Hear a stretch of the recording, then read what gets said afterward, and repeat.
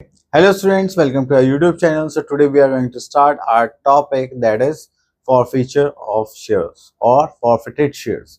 So यहाँ पर हम एक नए कॉन्सेप्ट को करने वाले हैं जिसमें हम देखें called up, paid up value, just छोटे छोटे क्वेश्चंस जिसमें हम शॉर्ट क्वेश्चंस लेंगे, जिसमें हमें सिर्फ फॉरफीचर, रीइश्यू और कैपिटल रिजर्व की एंट्री बनानी है। ठीक है, तो चलिए यहाँ से पिक करते हैं हम एक क्वेश्चन।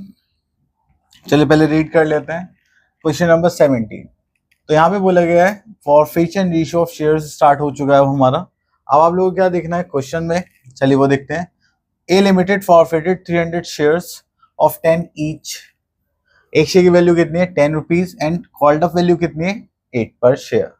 देखिए आपको हमेशा किस पर काम करना है, कॉल्ड अप वैल्यू पे काम करना है। On which he paid application and allotment money for 5 पर शेयर। अब देखिए कॉल्ड अप वैल्यू कितनी था हमारे पास 8 पर शेयर, लेकिन हमें रिसीव कितना हुआ है 5 पर शेयर, मतलब 3 रुपीज नहीं मिले, तो उसकी वजह से हमने क्या कर लिए, शेयर्स फॉरफिट कर लिए। ठीक है, तो चलिए ठीक है, अब हमने कितनी शेयर्स फॉरफिट कर रहे हैं 300 पर share and called up value कितनी है हमारे पास 8। तो चलिए इसकी एंट्री बनाते हैं। तो जब भी हम शेयर फॉरफिट करते हैं तो उसकी एंट्री हम कैसे बनाते हैं, just like share capital account debit.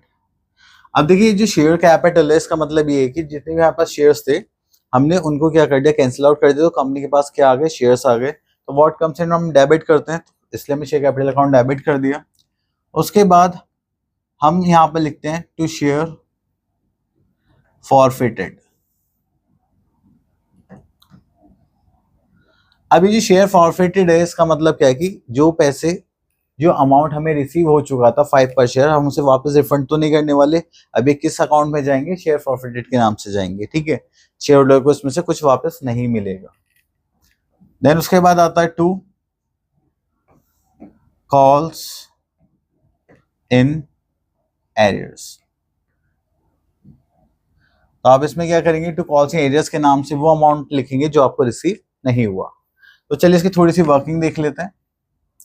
हमारे पास नंबर ऑफ शेयर्स कितने हैं 300, कॉल्ड अप वैल्यू कितनी थी हमारे पास 8 पर शेयर। ठीक है, तो हमारे पास 300 शेयर्स थे, हमें कितना अमाउंट रिसीव हुआ था उस पर, एप्लीकेशन अलॉटमेंट फॉर 5 पर शेयर, तो 5 रुपीज हमें रिसीव हो गए थे। तो जो अमाउंट रिसीव हो चुका है, ठीक है, that will be transfer to share forfeited account. And then उसके बाद अगर हम देखें यहाँ पर हमारे पास 300 शेयर्स थे, कितना अमाउंट हमें नहीं मिला, 3 पर शेयर नहीं मिला, तो हम वो कहाँ पे ट्रांसफर करेंगे, कॉल्स इन एरियर्स में। ठीक है, तो इस हिसाब से हमें यहाँ पे एंट्रीज बनाने, अब अमाउंट लिखते हैं यहाँ पर just like 8 3 24, that is 2400, then 1500 and this is 900। तो अगर आप इन्हें टोटल करेंगे तो क्या आ गया, इक्वल आ गया। ठीक है, तो हमें सिर्फ यहाँ पे फॉरफीचर की एंट्री बनानी थी, वो हमने बना दी। ओके, तो आई होप अगर आपको शेयर फॉरफीचर में थोड़ी प्रॉब्लम आ रही होगी तो इससे थोड़ी हेल्प मिली होगी। अगर किसी भी स्टूडेंट को या आपके फ्रेंड को लगता है कि आपको शेयर फॉरफीचर एंट्री बनाने में थोड़ी हेल्प मिलेगी तो आप उसको शेयर कर सकते हैं। Thank you so much for listening us carefully. See you next video.